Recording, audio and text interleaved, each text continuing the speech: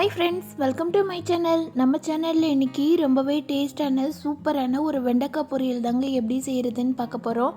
இந்த பொரியல் பார்த்திங்கன்னா ரசம் சாதம், சாம்பார் சாதம், காரக்குழம்பு எல்லாத்துக்கூடையுமே ரொம்பவே அருமையான காம்பினேஷனுங்க. இதை செய்கிறதுக்கு நான் இன்றைக்கி ஒரு 1/2 கிலோ வெண்டைக்காயை 2 தடவை தண்ணியில் மஞ்சத்தூள் போட்டு கழுவி எடுத்துகிட்டு வந்திருக்கிறேன். இதை இந்த மாதிரி ஒரு காட்டன் கிளாத் இருந்ததுன்னா அதை வச்சு ஈரம் கொஞ்சம் கூட இல்லாமல் சுத்தமாக தொடச்சி எடுத்துக்கலாம். இந்த மாதிரி தொடச்சி எடுத்தோம்னா வெண்டைக்காயோட வழுவழுப்பு தன்மை கொஞ்சம் கம்மியாக இருக்கும். எப்பயுமே வெண்டைக்காயை இந்த மாதிரி தான் சுத்தம் பண்ணி எடுத்துக்கணும். இதை காம்பு பகுதியை கட் பண்ணிவிட்டு கொஞ்சம் பெரிய பெரிய சைஸ் பீஸாக கட் பண்ணிக்கோங்க. ரொம்ப பொடிசாக கட் பண்ணிங்கன்னா நம்ம பரட்டி எடுக்கும்போது வெண்டைக்காய் குழஞ்சு போயிடும், இல்லை உதிரி உதிரியாக போயிடும். இந்த மாதிரி கொஞ்சம் பெரிய சைஸாக கட் பண்ணி எடுத்துக்கிட்டிங்கன்னா தான் அது பரட்டி எடுக்கும்போது கரெக்டாக வரும், உதிராமல் உடையாமல் வரும். இதே மாதிரி எல்லா வெண்டைக்காயையும் கட் பண்ணி எடுத்துக்கலாம். பாருங்கள், கொஞ்சம் பெரிய சைஸாக தான் கட் பண்ணி எடுத்துருக்கிறேன். இது ஒரு சைடு இருக்கட்டும். இப்போ கடாயில் எண்ணெய் சூடு பண்ணிக்கலாம். எண்ணெய் கொஞ்சம் தாராளமாகவே விட்டுக்கோங்க. 3 ஸ்பூன் விடுற இடத்துல 5 ஸ்பூன் அளவு எண்ணெய் சேர்த்துக்கோங்க.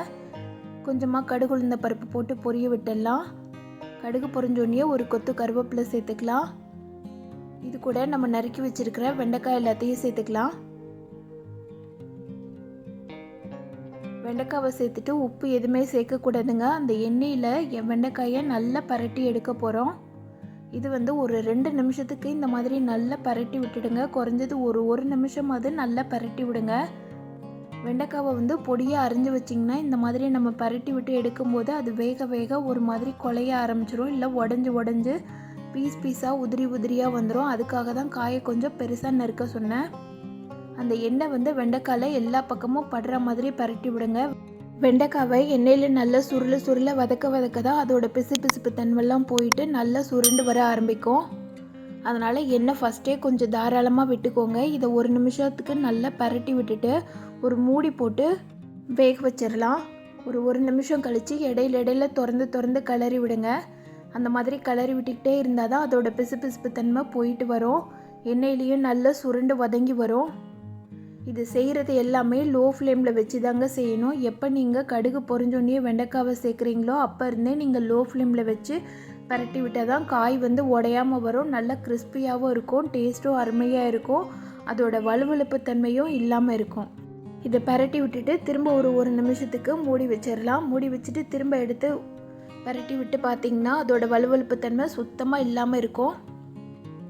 பாருங்கள், காயும் அதே நேரம் உடையலை, கலரும் சேஞ்ச் ஆகலை, ஆனால் அதோட வழுவழுப்பு தன்மை போயிடுச்சு. இந்த டைம்லேயே காய் வெந்துட்டு நல்லா சுருங்கி வர ஆரம்பிச்சிருச்சு. வெண்டைக்காவும் அவ்வளவு வாசமாக இருக்குங்க.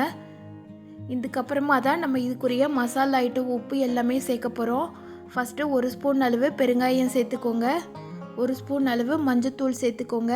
இதுக்கு மெயினாக சேர்க்க வேண்டியது காரத்துக்கு சாம்பார் பொடி சேருங்க. அப்போ தான் டேஸ்ட்டு ரொம்பவே அருமையாக இருக்கும். சாம்பார் பொடி இல்லாதவங்க 1 ஸ்பூன் அளவு மிளகாத்தூளும் 1.5 ஸ்பூன் அளவு தனியாத்தூளும் சேர்த்துக்கோங்க. இப்போ காய்க்கு தேவையான அளவு உப்பு சேர்த்துக்கலாம். உப்பு சேர்த்துட்டு எண்ணெய் பத்தலைன்னா இந்த டைமில் கொஞ்சமாக எண்ணெய் கூட சேர்த்துக்கோங்க. எனக்கு எண்ணெய் போதுமான அளவு இருக்கிறதுனால நான் எக்ஸ்ட்ராவாக எண்ணெய் எதுவும் சேர்க்கலை. மசாலா எல்லாத்தையும் காயோடு சேர்ந்து வர்ற மாதிரி இந்த மாதிரி நல்லா பரட்டி விட்டுடுங்க. மசாலா சேர்த்ததுக்கப்புறமும் ஃப்ளேம் லோ ஃப்ளேமில் தாங்க இருக்கணும். இந்த ரெசிபிக்கு ஃபஸ்ட்டில் இருந்தே ஃப்ளேம் லோ ஃப்ளேமில் வச்சு செஞ்சிங்கன்னா தான் காய் நல்லா வெந்துட்டு சுருங்கி வரும், அதோட டேஸ்ட்டும் அருமையாக இருக்கும். காயை நல்லா பரட்டி விட்டுட்டு ஒரு நிமிஷத்துக்கு மூடி போட்டு மூடி வச்சிடலாம். இப்போ பார்த்திங்கனாலே தெரியும், அதோட காய்க்கு தேவையான எண்ணெய் தவிர மீதி எண்ணெய்லாம் பிரிய ஆரம்பிச்சிருச்சு. மசாலாவும் காயோடு சேர்ந்து நல்லா மிக்ஸ் ஆகி வந்திருக்கு. இதை ஒரு முறை நல்லா பரட்டி விட்டுட்டு எடுத்திங்கன்னா சூப்பரான வெண்டைக்காய் பொரியல் ரெடி ஆயிடுச்சுங்க. இது கூட இன்னுமே டேஸ்ட் இன்க்ரீஸ் பண்ணுறதுக்கு கொஞ்சமாக தேங்காய் துருவி வச்சுருக்கிறேன், அதை இது கூட சேர்த்துக்கலாம். தேங்காய் சேர்க்குறது ஆப்ஷனல் தான், வேணும்னா சேர்த்துக்கோங்க, இல்லைன்னா இந்த டைம்லேயே கூட வச்சு சாப்பிட்லாம், ரொம்பவே அருமையாக இருக்கும். இப்போ காயை ஒரு முறை பரட்டி விட்டுட்டேன். ஒரு கைப்பிடி அளவு தேங்காய் துருவி வச்சுருக்கிறேன், அதையும் சேர்த்துட்டு நல்லா பரட்டி விட்டுடுங்க. இந்த மாதிரி தேங்காய் சேர்த்து செய்யும்போது பொரியல் இன்னுமே நல்லா வாசமாக இருக்குங்க. டேஸ்ட்டும் பார்த்திங்கன்னா அவ்வளவு அருமையாக இருக்கும். நீங்கள் வெறும் மசாலா மட்டும் செய்து சாப்பிட்டிங்கன்னா ரசம் சாதத்துக்கு ரொம்பவே சூப்பராக இருக்கும். இந்த மாதிரி தேங்காய் போட்டு பொரியல் பண்ணி சாப்பிடும்போது எல்லா விதமான சாதத்துக்கும் ரொம்ப அருமையாக இருக்குங்க. இந்த டேஸ்டான வெண்டைக்காய் பொரியல் ரெசிப்பியை நான் சொன்ன மெத்தட்லேயே நீங்களும் உங்கள் வீட்டில் செய்து பாருங்கள். செய்து பார்த்துட்டு எப்படி இருந்துச்சுன்னு சொல்லிவிட்டு எனக்கு கமெண்ட் பண்ணுங்கள். இந்த வீடியோ பிடிச்சிருந்ததுன்னா இந்த வீடியோவுக்கு லைக் பண்ணி சேனலை சப்ஸ்கிரைப் பண்ணிவிடுங்க. தேங்க்யூ.